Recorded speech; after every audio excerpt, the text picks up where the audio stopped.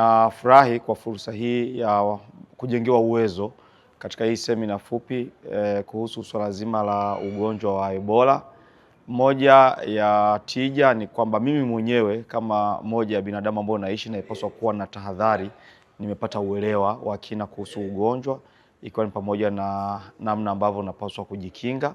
Lakini kwa nafasi yangu ya uandishi wa habari pia inanipa ule uelewa mpana, hata namna ambavyo naweza nikawa na ratibu, namna ambavyo naweza nikaendesha vipindi mbalimbali vya elimu, kujenga awareness au umakini na ufahamu kwa jamii, hasa katika kutambua ugonjwa, madhara au matokeo yake, lakini pia na kujikinga.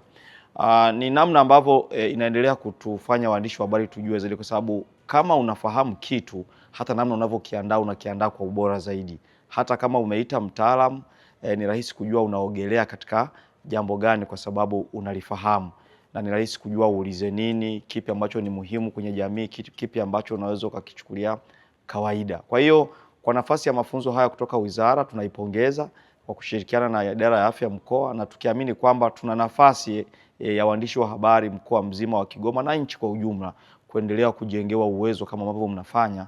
Mwisho wa siku tuwe na kauli ya pamoja kati ya serikali kwa maana ya Wizara ya Afya na waandishi wa habari ambao tunaamini tuna sauti kubwa ambayo inawafikia wananchi kwa pamoja.